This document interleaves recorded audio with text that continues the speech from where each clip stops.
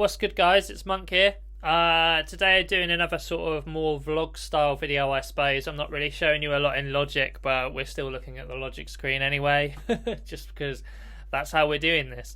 So today I'm going to talk a bit about sending music to record labels. At this point in time, I've signed my music with quite a wide variety of labels at this point. Some smaller, some bigger. All DIY. It's worth mentioning these are all sort of like independent run businesses, these labels. They're not major record labels like Sony or something. Like, there's probably a whole different ballgame when it comes to that, and a lot more luck involved. I feel DIY and independent labels are often a lot more approachable, and you can kind of work your way up them. Like, you can recognize like where you are and where the label is, and sometimes that can help you sort of find a match, like recognizing sort of like at what point in your career you are and how early on the label is. Sometimes if you can get in there early with labels that you like the look of and you like the branding of, and they're putting out consistent quality but they've not quite got the following yet, if you haven't got a following, then that's quite a good opportunity for you to sort of grow with someone. And I suppose that's what I say. Yeah, so like finding those situations where you and a label can benefit each other and you can grow together. It's hard to sort of shoot high and like try and get on the big labels straight away, because it's not like, a lot of people will say it's just about the music, but it's not really true. It's like, it is mostly about the music. That is 90% of it.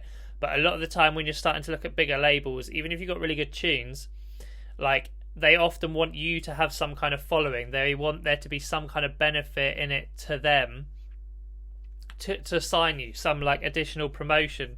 Like, I also run a really small label myself, so I get people sending me demos, and it is primarily about the music, but it definitely is a bonus if you've got a bit of a following, and especially where I am with my label, which doesn't have too much of a following at this point. It's really beneficial to me to sign people that have got some, like, you know, people listening to them already, because then we can share our audience and, as I said, grow together. So having this experience of both sending my tunes to labels and also having people send stuff demos to me, the first thing I want to talk about that can improve your chances greatly of getting signed is being like formal and like not like completely business, you know, like you want to be friendly and approachable, but not like the amount of times I've seen emails where they've literally just sent through like just sent through a couple of tunes and just been like, hi, these are my tunes, what do you think? And that's like it, and that's all they've written. It's hard to like then take that person seriously. It feels very much like, if you don't know that person and they're just emailing you, and especially if you've got like a lot of demos coming through, you're probably not going to look at those emails as much as when you get like a properly worded email, like saying hello, like sort of addressing you by name or addressing the label by name, not just something that looks like copy and pasted, saying like, you know, I enjoy your label, I've currently got these unsigned tracks, I'm looking for a place to sign them, looking for a home for them. Here is the link to them. And it's about the way you present yourself as well. So it's like, if you've got a nice sort of formally written email, you don't want it to be too long, you don't want it to be too chunky, it needs to be kind of like to the point, but you know, nice, not too blunt. Then I would say, think about the way you present yourself as well. If you want someone to take you seriously, and this is more true for like the bigger labels, the higher up you go,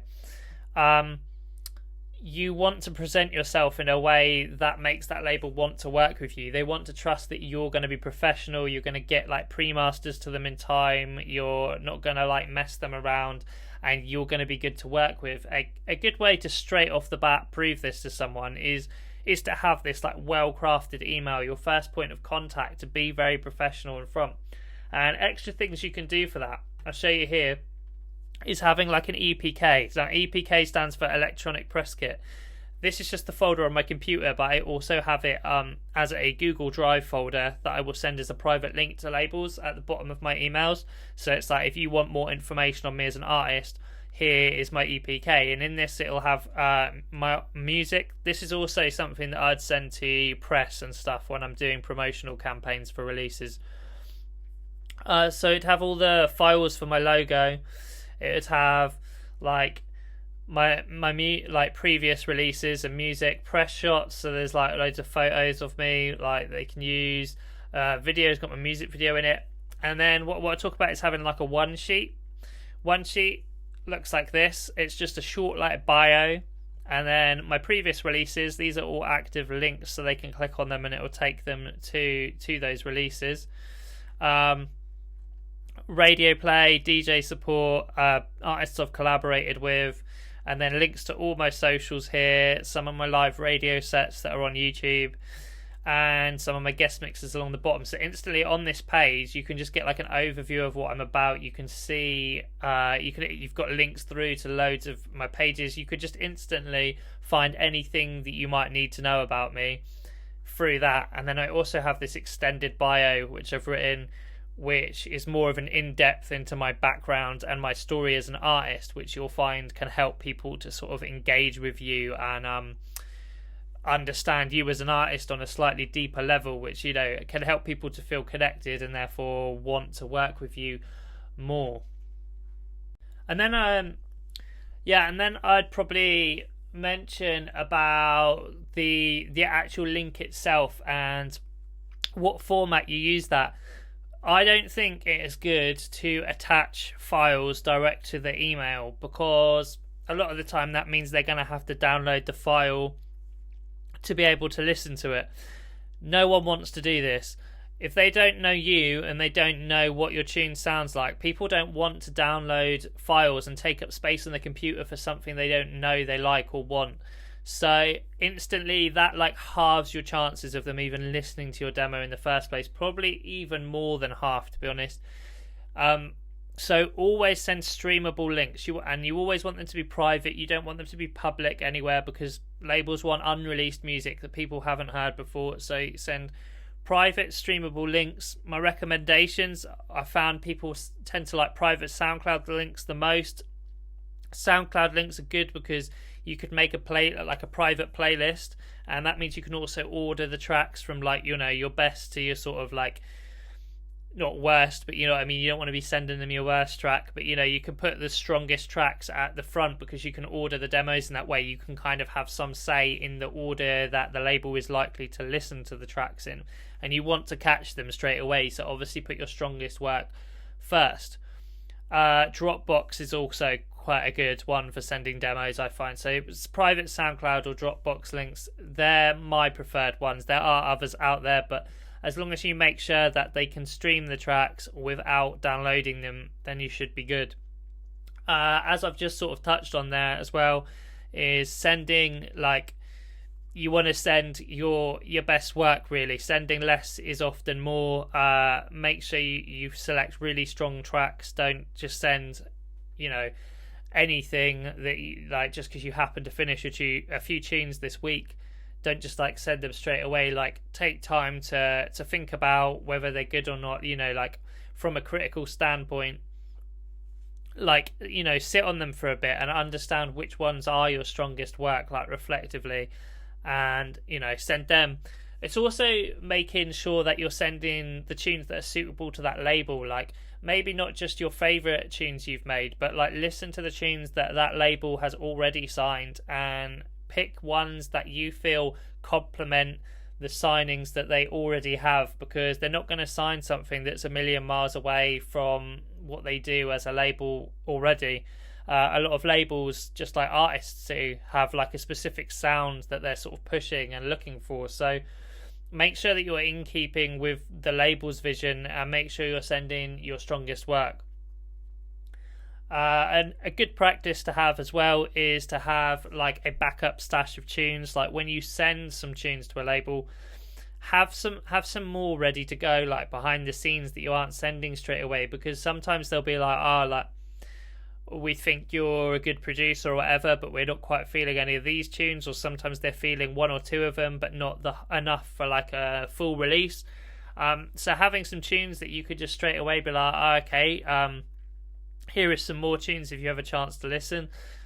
That's also really good, because you're showing that you're quick and that you're like, they're not going to have to wait around for you. Like, you're able to just provide the content that they need as a label quickly and efficiently.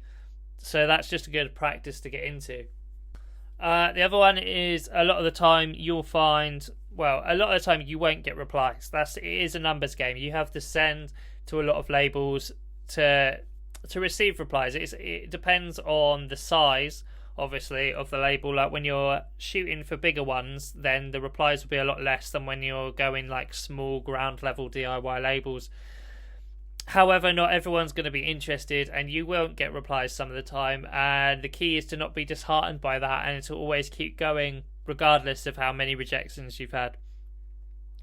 And I want to say, like, when you don't hear from someone, like, you can chase them up. Like, if you don't get a reply in the first week or something, after a week, shoot them another message that just says like, hey, have you had a chance to listen to these yet? I have actually had it quite a lot of times where, a label hasn't replied, and I sort of think, they're probably not going to get back to me.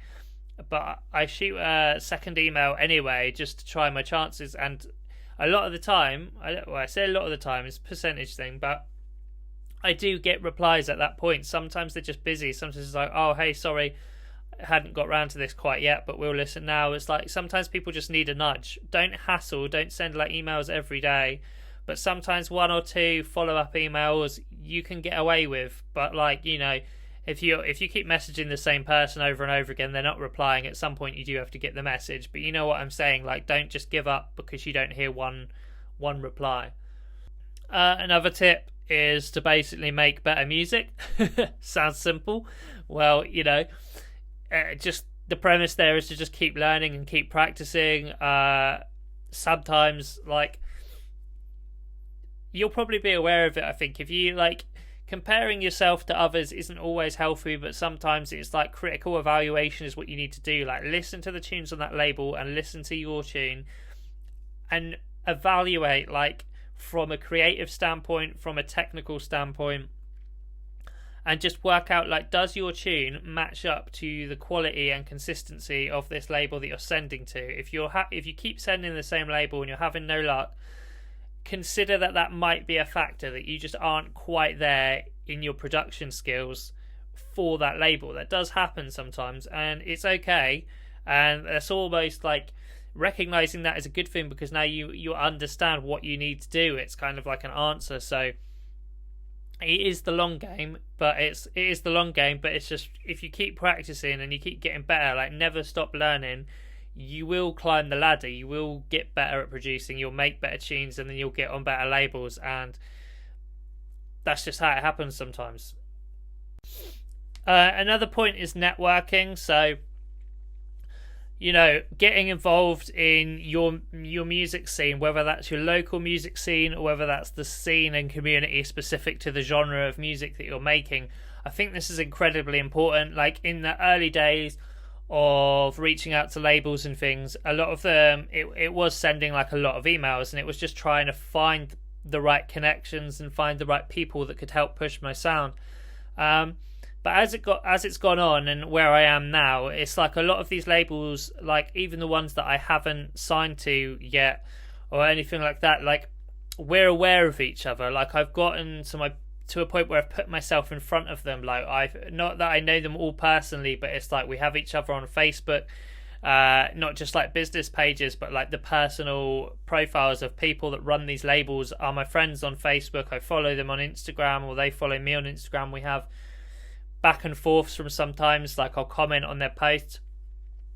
I've just like cemented myself into the music scene that I'm involved in, which again heightens your chances when you eventually send demos to these labels. Like, if they already know who you are, they've already heard of you, especially if they rate your stuff, you're going to go to the top of the pile. It's like sending CVs like to jobs or whatever. Like, if someone knows who you are, they recognize your name, you're going to go to the top of the pile. They're almost going to want to sign you more than the person they don't know, and that works in your favor, if you know what I mean.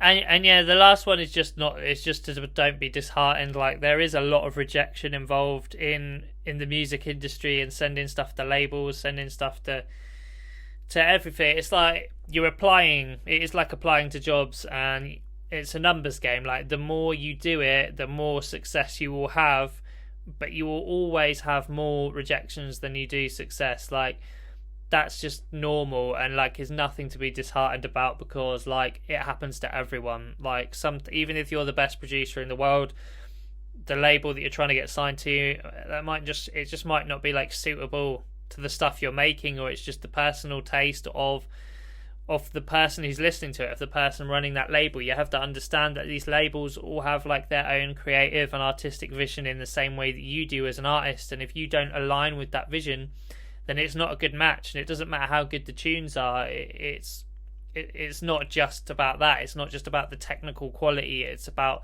the artistic, area that your tune fits into. So don't be disheartened, is what I'm saying. Like, you will get a lot of rejection. That's just something you have to kind of grow a thick skin for. Keep at it, and you will get there. And hopefully you found these tips of some use. They're definitely like the things that I've done to get to where I am. If you did find it useful, like, dropping a like and subscribe helps the algorithms and all that. If there's anything else, like any questions or anything else you want to know, or maybe there's stuff that you know of that I haven't mentioned in this list that can also be useful, drop that in the comments and I'll try and get back to everyone. But yeah, hopefully that's useful, and hopefully see you guys in the next video.